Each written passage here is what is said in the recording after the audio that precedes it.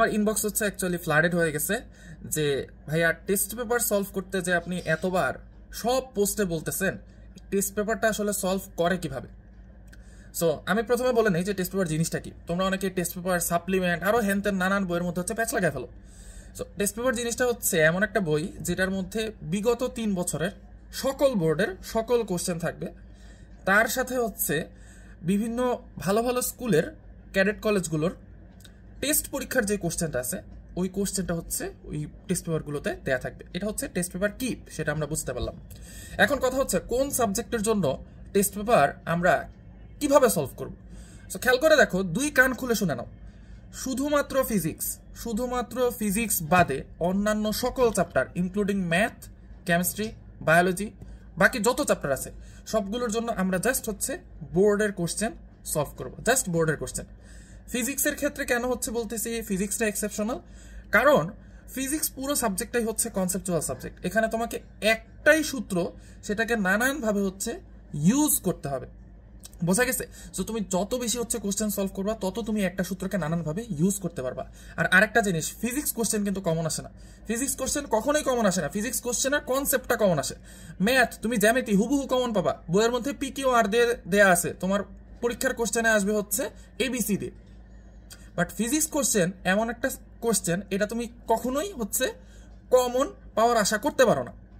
এবার ফিজিক্সের জন্য আমরা কিভাবে সলভ করব? আমরা শুধুমাত্র হচ্ছে বোর্ড কোশ্চেনগুলো সলভ করব, তার সাথে সাথে মাস্ট ক্যাডেট কলেজগুলোর কোশ্চেন আমরা সলভ করব। ফিজিক্সে ক্যাডেট কলেজের কোশ্চেন সলভ করা ভেরি মাচ ইম্পর্টেন্ট।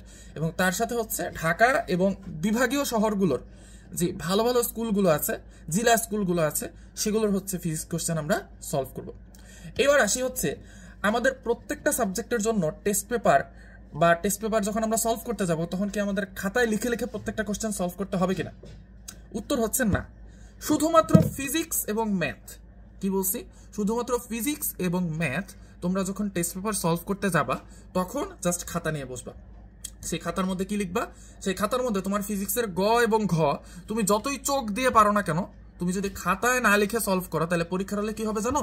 তুমি ম্যাথ পুরোটাই পারো, বাট তুমি হচ্ছে যোগ বিয়োগ গুণ ভাগে গিয়ে ভুল করে দিয়ে আসবে, ফলে তোমার আনসার মিলবে না। বোঝা গেছে? ম্যাথের ক্ষেত্রেও সেম। তোমার যতই চোখ দিয়ে মনে হবে যে আরে আমি এই ম্যাথ তো পুরোটাই পারি, কিন্তু তুমি যদি হাতে না করো তাহলে দেখবা যে তুমি পরীক্ষার হলে গিয়ে ম্যাথ কিছু লিখতে পারতেছো না। সো ফিজিক্স এবং ম্যাথ এই দুইটা সাবজেক্টের ইচ অ্যান্ড এভরি কোশ্চেন তোমরা খাতায় লিখবে। হ্যাঁ, এক্ষেত্রে একটা কথা আছে, সেটা হচ্ছে ধরো ম্যাথে তুমি দেখতেছো যে একই কোশ্চেন বারবার রিপিট করতেছে, একই উপপাদ্য, টলেমের উপপাদ্যই বারবার হচ্ছে 3-4টা বোর্ডে চলে আসছে। সো তুমি সেক্ষেত্রে জাস্ট প্রথম বোর্ডের জন্য টলেমের উপপাদ্যটা লিখবা, বাকি বোর্ডগুলোর জন্য তুমি টলেমের উপপাদ্যটা স্কিপ করে যাবা। এবার তাহলে ভাই ফিজিক্স ম্যাথ বাদে আমাদের যে বাকি সাবজেক্টগুলো আছে সেগুলো আমরা কিভাবে সলভ করব? যেমন ধরো আমি বাংলাদেশ ও বিশ্ব পরিচয়ের কথাই বলি। তুমি টেস্ট পেপারটা নিবা, তার সাথে হচ্ছে তোমার মেইন বইটা নিবা এবং একটা খাতা নিয়ে বসবা। এবার তুমি খেয়াল করবা, তুমি যেহেতু হচ্ছে 25 সালের এসএসসি পরীক্ষার্থী, তার ফলে তোমার যে লেটেস্ট কোশ্চেন সেটা আসবে হচ্ছে 24 সালের ঢাকা বোর্ডের যে কোশ্চেনটা। এখন তুমি 24 সালের ঢাকা বোর্ডের কোশ্চেন দিয়ে হচ্ছে সলভ করা স্টার্ট করবা। ওইখানে গতে যে কোশ্চেনটা আসছে আর ঘতে যে কোশ্চেনটা আসছে এটা খাতার মধ্যে লিখে রাখবা, জাস্ট কোশ্চেনটা লিখবা। এইবার তুমি আস্তে আস্তে আস্তে আস্তে চোখ দিয়ে জাস্ট সবগুলো কোশ্চেন একবার দেখে যাবা। অর্থাৎ ওই যে বললাম বোর্ডের 24টা কোশ্চেন হচ্ছে দেখে যাবা। 24টা কোশ্চেন কিভাবে আসে? কারণ আমার সময় হচ্ছে 3টা বোর্ড ছিল, 3 সালের হচ্ছে কোশ্চেন দেওয়া থাকতো টেস্ট পেপারে, মানে প্রত্যেকটা টেস্ট পেপারে হচ্ছে লাস্ট 3 বছরের বোর্ডের কোশ্চেন দেওয়া থাকতো। এবং আমার সময় বোর্ড ছিল 8টা, সো 3-8 24টা বোর্ডের কোশ্চেন হয়, সেই হিসাবে বললাম আর কি 24টা কোশ্চেন। সো তুমি 24টা কোশ্চেন কি করবা? জাস্ট চোখ দিয়ে গ ঘ দেখে যাবা। এখন এই 24টা কোশ্চেন দেখতে গিয়ে তুমি দেখবা যে তুমি 1 নাম্বার কোশ্চেনের গ আর ঘ লিখে রাখছো না, দেখবা হয়তো 6 নাম্বার কোশ্চেনের গ আর ঘ সেম চলে আসছে। সো তুমি কি করবা? তুমি আবার হচ্ছে ওই একই কোশ্চেন রিপিট করবা না, তুমি ওই 1 নাম্বার কোশ্চেনের পাশেই লিখে রাখবা যে এটা 6। আবার গিয়ে দেখলা যে 12 নাম্বার কোশ্চেনের গ এর সাথে মিলে গেছে তোমার 1 নাম্বার কোশ্চেনের গ, তো ওই গ এর পাশে আবার লিখবা 12। আবার তুমি দেখলা যে 15 নাম্বার কোশ্চেনের ঘ এর সাথে হচ্ছে তোমার 1 নাম্বার কোশ্চেনের ঘ মিলে গেছে, তখন 1 এর পাশে লিখবা আবার হচ্ছে 15, 1 এর ঘ এর পাশে। বোঝা গেছে? সো এইভাবে হচ্ছে তুমি প্রথমে কোশ্চেনগুলো সর্ট আউট করবা যে তোমার একটা চ্যাপ্টার থেকে কয়টা কোশ্চেন আসে বা একটা চ্যাপ্টারের কোন কোন টপিক থেকে কোশ্চেন আসে। ওকে, নাইস। এবার তুমি হচ্ছে কোশ্চেন সর্ট আউট করে ফেললা, এখন হচ্ছে আসো সলভিং। সলভিংটা কোথা থেকে করবো? আমরা অনেকেই ভুলটা করি, সেটা হচ্ছে তুমি টেস্ট পেপার যেটাই কেন, পাঞ্জেরি, লেকচার, রয়্যাল, এখন বাজারে চলে হচ্ছে এই 3টা টেস্ট পেপার সবচেয়ে বেশি। বাট আমার সবচেয়ে ফেভারিট ছিল হচ্ছে পাঞ্জেরি টেস্ট পেপারটা। পাঞ্জেরি টেস্ট পেপারটা কেন পছন্দ ছিল? কারণ এইটার কোশ্চেন গুলো হচ্ছে, স্পেশালি ফিজিক্স কোশ্চেন গুলো হচ্ছে বেশ সুন্দর করে সলভ দেয়। মানে কোশ্চেন সলভিং দেখলেই তুমি বুঝবা যে ফিজিক্স সম্পর্কে জানাশোনা আছে এমন লোকজনই হচ্ছে এটা সলভ করছে। সো এটা আমার কোনো বায়াসড অপিনিয়ন না, আমি সত্যিকার অর্থে আমার যেটা মনে হয়েছে ওদের টেস্ট পেপার সলভ করে আমি জাস্ট সেটাই বলতেছি। এবং ওদের টেস্ট পেপার একটা সুবিধা আছে, সেটা হচ্ছে টেস্ট পেপারের 2টা পার্ট থাকে, একটা হচ্ছে প্রশ্নপত্র আর একটা হচ্ছে মেইড ইজি বা উত্তরপত্র। এখন প্রশ্নপত্র পার্টটা দিয়ে তুমি যদি টেস্ট পেপার সলভিং করতে যাও, বাবা তোমার একটা সাবজেক্ট সলভ করতে 3 মাস লাগবে। তুমি কি করবা? তুমি উত্তরপত্র পার্টটা নিবা। উত্তরপত্র পার্টের সুবিধা কি? উত্তরপত্র পার্টটা এমনভাবে সাজানো, প্রত্যেকটা সাবজেক্টের প্রত্যেকটা চ্যাপ্টারের একদম শুরুতে হচ্ছে বোর্ডের সব কোশ্চেন দেওয়া থাকে। আরো মজার বিষয় হচ্ছে বোর্ডের কোশ্চেনগুলো একদম সাল ওয়াইজ সিরিয়াল করে আনসার করা থাকে। অর্থাৎ 24 সালে ঢাকা বোর্ডের প্রশ্ন প্রথমে, দেন চট্টগ্রাম বোর্ডের প্রশ্ন, দেন সিলেট বোর্ডের প্রশ্ন, দেন রাজশাহী বোর্ডের প্রশ্ন 24 সালের, এরকম করে 24 সালের কোশ্চেন শেষ করে। তারপরে আস্তে আস্তে 23 সালের কোশ্চেন আছে, 23 সালে ঢাকা বোর্ডের কোশ্চেন, দেন 23 সালের রাজশাহী বোর্ডের কোশ্চেন, দেন 23 সালের চট্টগ্রাম বোর্ডের কোশ্চেন, দেন 23 সালের সিলেট বোর্ডের কোশ্চেন। এইভাবে হচ্ছে কোশ্চেনগুলো সিরিয়াল করা থাকে। ফলে কি হয়, তোমার হচ্ছে অনেক বেশি টাইম লাগে না একটা চ্যাপ্টারে কি কি কোশ্চেন আসছে বুঝতে, কারণ একটা চ্যাপ্টারে সবগুলো কোশ্চেন একসাথে সাজানো। বাট প্রশ্নপত্রতে পুরো বোর্ডের কোশ্চেনটা একসাথে দেওয়া থাকে। সো পুরো বোর্ডের কোশ্চেনে তো হচ্ছে তোমার বইয়ের সব চ্যাপ্টার থেকেই কোশ্চেন আসে। এখন ওইখান থেকে আমাদের প্রথমে খুঁজে বের করতে হয় যে এই বোর্ডের মধ্যে আমি যেই চ্যাপ্টারটা পড়তেছি, ধরো আমি 3 নাম্বার চ্যাপ্টার পড়তেছি বাংলাদেশি বিশ্ব পরিচয়, এই বোর্ডের মধ্যে বাংলাদেশি বিশ্ব পরিচয়ের 3 নাম্বার চ্যাপ্টার থেকে কোন কোন কোশ্চেন আসছে। সো এরকম খোঁজাখুঁজিটা অনেক টাফ। সো আমি বলি যে তোমরা মেইড ইজি বা উত্তরপত্র যেটা আছে, উত্তরপত্রটা দেখে হচ্ছে টেস্ট পেপারটা সলভ করবা। এবার যেই টপিকটাতে ছিলাম সেটা হচ্ছে তুমি ধরো হচ্ছে কোশ্চেন সর্ট আউট করে ফেলা যে হ্যাঁ আমাদের বাংলাদেশ বিশ্ব পরিচয় চ্যাপ্টার 3 থেকে হচ্ছে মোট 12টা টপিক থেকে কোশ্চেন আসছে। এবার এই 12টা টপিক থেকে যে 12টা কোশ্চেনের মতো আসছে, এই কোশ্চেনগুলো আমরা কিভাবে সলভ করব? কোশ্চেনগুলো সলভ করার জন্য কখনোই নেভার কখনোই হচ্ছে টেস্ট পেপার থেকে আনসার পড়বা না। কি করবা? যে 12টা টপিক থেকে কোশ্চেন আসছে, এই 12টা টপিকের আনসার তুমি হচ্ছে মেইন বই থেকে মুখস্থ করবা বা মেইন বই থেকে পড়বা। আমরা অনেকেই এই ভুলটা করি। টেস্ট পেপার সেটা যতই ভালো হোক, পাঞ্জেরি হোক, রয়্যাল হোক, তারপরে হচ্ছে লেকচার হোক, যতই ভালো হোক, সেটার আনসার কখনোই দেখবা না। এখানেও বলি এক্সেপ্ট ম্যাথ, ফিজিক্স, কেমিস্ট্রি। কারণ কেমিস্ট্রিতে মাঝে মাঝে এমন কোশ্চেন আসে যেটা হচ্ছে বইয়ের মধ্যে সরাসরি দেওয়া নেই, অনুধাবনমূলক কিছু আছে, সেক্ষেত্রে তুমি টেস্ট পেপার দেখে নিতে পারো। ফিজিক্সের ক্ষেত্রে যখন তোমাকে সূত্রগুলো ঘুরায় ঘুরায় হচ্ছে কোশ্চেন দিবে, তখন তোমাকে ওইটা সলভ করার জন্য, ওই সলভটা শেখার জন্য প্রথমে একবার টেস্ট পেপারের আনসারটা দেখতে হবে। ম্যাথের ক্ষেত্রেও সেম, তোমাকে যদি একটু ঘুরায় ম্যাথটা দেয়, কিভাবে হচ্ছে ম্যাথের আনসারটা আসছে সেটা দেখার জন্য টেস্ট পেপারটা দেখতে হবে।